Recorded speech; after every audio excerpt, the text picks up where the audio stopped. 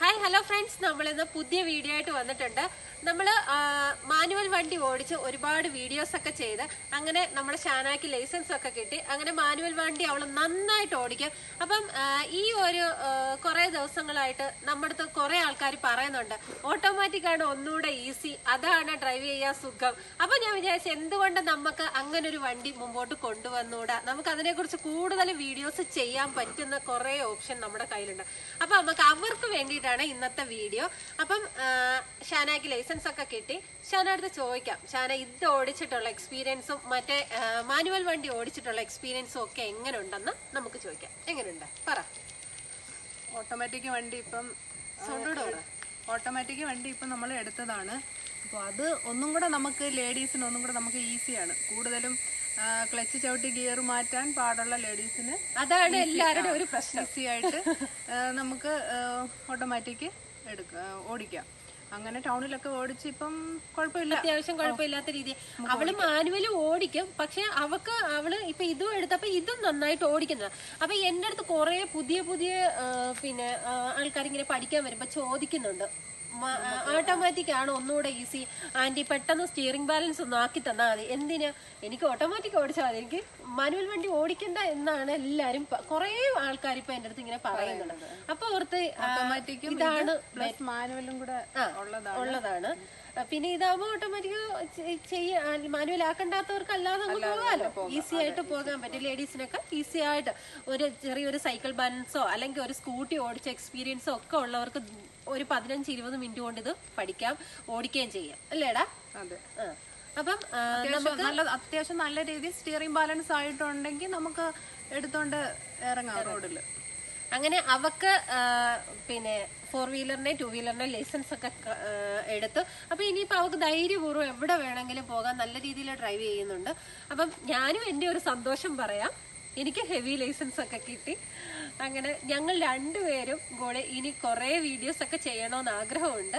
അപ്പം നിങ്ങളുടെയൊക്കെ പ്രാർത്ഥനയൊക്കെ ഉണ്ടെങ്കിൽ ഞങ്ങൾ ഇനിയും മുമ്പോട്ട് വരും. അപ്പം നിങ്ങൾ ചാനൽ സബ്സ്ക്രൈബ് ചെയ്യാനും തൊട്ടടുത്ത് കാണുന്ന ബെല്ലൈക്കൺ ക്ലിക്ക് ചെയ്യാനും സപ്പോർട്ട് ചെയ്യാനും നിങ്ങളുടെ ഒരു ഫ്രണ്ട്സിനൊക്കെ ഇത് ഷെയർ ചെയ്ത് കൊടുക്കണം.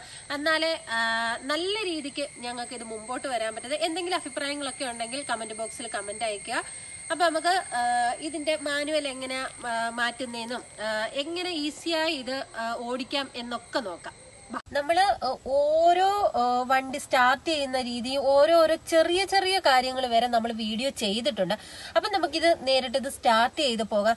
അല്ല സ്റ്റാർട്ട് ചെയ്യാനും വണ്ടിയിൽ പല കാര്യങ്ങളും അറിയാത്തവര് ആ വീഡിയോസ് ഒക്കെ പോയി കാണണം, പഴയ എന്റെ വീഡിയോസ് ഒക്കെ കാണാം. അപ്പൊ ഇത് നമ്മൾ നേരിട്ട് സ്റ്റാർട്ട് ചെയ്ത് തന്നെ നമുക്ക് പഠിക്കാം. അപ്പൊ നമ്മൾ ഫസ്റ്റില് ഇത് സ്റ്റാർട്ട് ചെയ്യാൻ വണ്ടിയിൽ കയറിയിരിക്കുമ്പോൾ ചാവി ഇട്ടതിന് ശേഷം ന്യൂട്രൽ ആണോ എന്ന് നമ്മൾ നോക്കണം. ന്യൂട്രൽ ആണെങ്കിൽ മാത്രമേ നമ്മുടെ വണ്ടി ഇത് സ്റ്റാർട്ട് ആവത്തുള്ളൂ. അതുപോലെ നമ്മുടെ ബ്രേക്കിൽ കാലും വെക്കണം, എന്നിട്ട് നമ്മൾ ഇത് സ്റ്റാർട്ട് ചെയ്യാം. എന്നിട്ട് നമുക്ക് ഹാൻഡ് ബ്രേക്ക് എടുക്കാം. നമുക്ക് ഈ ന്യൂട്രൽ ആണെങ്കിൽ നമ്മൾ ഇത് ഫസ്റ്റ് ഇടുന്നതും അങ്ങനെ നമ്മൾ സാധാരണ മാനുവൽ വണ്ടിയിൽ നമ്മൾ ഫസ്റ്റ് ഇട്ട് സെക്കൻഡ് ഇട്ട് അങ്ങനല്ലേ പോകുന്നത്. അപ്പൊ അതിലും ഇതിലും തമ്മിലുള്ള വ്യത്യാസം എങ്ങനെയാണെന്ന് ചോദിച്ചാൽ, ഇപ്പൊ ന്യൂട്രൽ കിടക്കുന്ന വണ്ടി നമ്മൾ സ്റ്റാർട്ട് ചെയ്തതിനു ശേഷം നമ്മൾ ഡ്രൈവിംഗ് മോഡിൽ കൊണ്ടുവരിക. ഡ്രൈവിംഗ് മോഡിൽ കൊണ്ടുവന്നു കഴിഞ്ഞാൽ നമ്മൾ ഓരോ സ്റ്റെപ്പ് പൊക്ക കഴിയുമ്പോഴും നമുക്ക് ഇവിടെ കാണിക്കാൻ പറ്റും ഫസ്റ്റ് സെക്കൻഡ് തേർഡ് എന്നുള്ള ഒരു ഓപ്ഷൻ അവിടെ ഉണ്ട്. അപ്പൊ നമുക്കത് കാണാൻ പറ്റും നമ്മുടെ വണ്ടി ഏത് പിന്നെ ഗിയറിലാണ് ഓടുന്നതെന്നുള്ളത്. അത് ഞാൻ നിങ്ങളെ ഡ്രൈവ് ചെയ്യുമ്പോൾ തന്നെ നിങ്ങളെ കാണിച്ചു തരാം. അതുപോലെ തന്നെ നമുക്ക് റിവേഴ്സ് ഇടണമെന്നുണ്ടെങ്കിൽ ഇത് നമുക്ക് റിവേഴ്സ് കൊണ്ടുവന്നു കഴിഞ്ഞാൽ റിവേഴ്സും ഇടാൻ പറ്റും. അങ്ങനെ അത്രയും മാത്രമേ നമുക്ക് ഇവിടെ ഉള്ളൂ. അല്ലാതെ നമുക്ക് ഫസ്റ്റ് ഇട്ട് ക്ലച്ച്, അതുപോലെ തന്നെ നമുക്ക് ക്ലച്ചും ഇല്ല, നമുക്ക് ബ്രേക്കും ആക്സിലേറ്ററും മാത്രമേ ഇതിനകത്തുള്ളൂ. ബ്രേക്ക് ഔട്ടുക, വണ്ടി സ്റ്റാർട്ട് ചെയ്യുക, ബ്രേക്കിൽ നിന്ന് കാലെടുത്ത് ആക്സിലേറ്റർ കൊടുക്കുക, ഇത്രയും മാത്രമേ ഉള്ളൂ. ആവശ്യം വന്നാൽ നമ്മൾ ബ്രേക്കിൽ വീണ്ടും കാല് കൊണ്ടുവരിക, ഇത്രയേ ഉള്ളൂ. നമുക്കിത് സിമ്പിൾ ആയിട്ട് പഠിക്കാം. അതുപോലെ നമ്മൾ ഈ വണ്ടി ഓടിക്കുവാണെങ്കിൽ നമ്മൾ പ്രത്യേകം ശ്രദ്ധിക്കേണ്ടതെന്ന് പറഞ്ഞാൽ സ്റ്റിയറിംഗ് ബാലൻസ്, അത് നിങ്ങൾ നന്നായിട്ട് ശ്രദ്ധിക്കുക. വേറെ ഒന്നും പ്രത്യേകിച്ച് ശ്രദ്ധിക്കാനില്ല. അപ്പൊ നമുക്കിതൊന്ന് സ്റ്റാർട്ട് ചെയ്ത് എങ്ങനെ പോകുന്നതെന്നൂടെ നോക്കാം. ഇപ്പൊ ബ്രേക്കിൽ കാല് വെച്ചു, വണ്ടി ഇപ്പൊ സ്റ്റാർട്ട് ചെയ്യുക. വണ്ടി സ്റ്റാർട്ടായി. നമ്മള് ഇതിന് ഗിയർ ബോക്സിൽ ഡ്രൈവിംഗ് മോഡിൽ വണ്ടി ഗിയർ കൊണ്ടുവന്നു. ഡ്രൈവിംഗ് മോഡിൽ കൊണ്ടുവന്ന് ബ്രേക്കിൽ നിന്ന് കാലെടുത്ത് കഴിഞ്ഞ് ഹാൻഡ് ബ്രേക്കും റിലീസ് ചെയ്യുക. ലേഡീസ് ആണെങ്കിൽ തീർച്ചയായിട്ടും നിങ്ങൾ ബെൽറ്റ് ഇടാൻ മറക്കരുത്, അല്ലേടാ? സീറ്റ് ബെൽറ്റ് നമുക്ക് കമ്പൽസറി ആണ്, അത് ഇടാൻ മറക്കരുത്.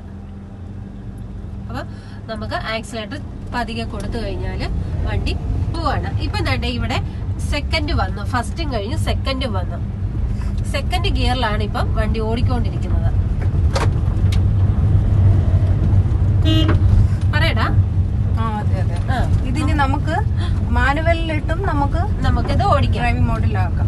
നമുക്കിപ്പം ഒരു ചെറിയൊരു ഏറ്റോ അല്ലെ ചെറുതല്ലേ വലിയൊരു ഏറ്റോ ആണെങ്കിലും ചെറുതാണെങ്കിലും അല്ലെങ്കിൽ ഓവർടേക്ക് ചെയ്യണം എന്നൊക്കെ ഉണ്ടെങ്കിൽ നമുക്കത് മാനുവലിൽ കൊണ്ടുവരാം. ഇതിപ്പോ സെക്കൻഡിൽ തന്നെ പോകുന്നത്, സ്പീഡ് കുറെ ആക്സിലേറ്റർ കൊടുക്കുന്ന അനുസരിച്ചിട്ട് ഇപ്പൊ തേർഡിലായി. നിങ്ങൾ നോക്കിക്കോ, ഇപ്പൊ തേർഡിലായിട്ടുണ്ട്. അപ്പൊ നമുക്ക് അതിലും ഒരു ടെൻഷൻ ഇല്ല.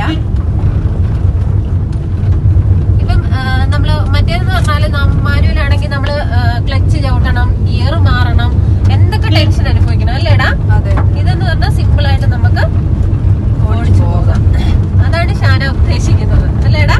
ഈസി ആയിട്ട് നമുക്ക് ഹാൻഡിൽ ചെയ്യാം. മറ്റേന്ന് പറഞ്ഞാൽ നമുക്ക് നമ്മുടെ ഗിയർ മാറിയില്ലെങ്കിൽ വണ്ടി ഓഫായി പോവോ എന്നൊക്കെ ഉള്ളൊരു ടെൻഷൻ ഉണ്ട്. അത് കൂടുതൽ എനിക്കായിരുന്നു.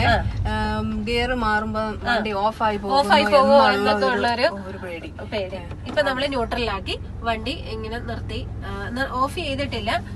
അപ്പൊ നമുക്ക് ഇങ്ങനെ പെട്ടെന്ന് നമുക്ക് വരുമ്പോഴാണ് നമുക്കൊന്നും ചെയ്യണ്ട, വെറുതെ സ്റ്റിയറിംഗ് പിടിച്ചാൽ മാത്രം മതി അല്ലേടാ. എത്ര ഈസി ആയിട്ട്. അപ്പൊ ഇതാ ഈ ഒരു ഇപ്പൊ കൊറേ ആൾക്കാർ ഒരു ഗുണം. ഇപ്പൊ കൊറേ ആൾക്കാർ എന്റെ അടുത്ത് ഇങ്ങനെ വന്നിട്ട് പറയുന്നുണ്ടോ, എങ്ങനെങ്കിലും ഒന്ന് സ്റ്റിയറിംഗ് ബാലൻസ് ആക്കി തന്നു കഴിഞ്ഞാൽ ഞങ്ങള് നാളത്തെ ഡ്രൈവറായി. അതാണ് എന്റെ അടുത്ത് ഒരുപാട് ആൾക്കാർ പറയുന്നത്. അപ്പൊ നമുക്ക് വെളിയിൽ നമ്മളൊരു ട്രാഫിക് ജാമിലൊക്കെ പെട്ട് പോയാൽ പോലും മറ്റേ വണ്ടി എന്ന് പറയുമ്പോൾ നമുക്ക് ക്ലച്ച് താങ്ങി എടുക്കുന്ന അത് ബാലൻസ് ഉള്ളവർക്കെല്ലാം ഈസിയാണ്. നമ്മൾ ഫസ്റ്റിലെ ഒരു ബിഗിനേഴ്സിന്, ലേഡീസിനെ സംബന്ധിച്ച് നമ്മള് ഒരു ബിഗിനേഴ്സിന് നമുക്ക് ചിലപ്പോൾ അതൊരു ടഫായിട്ട് തോന്നാം.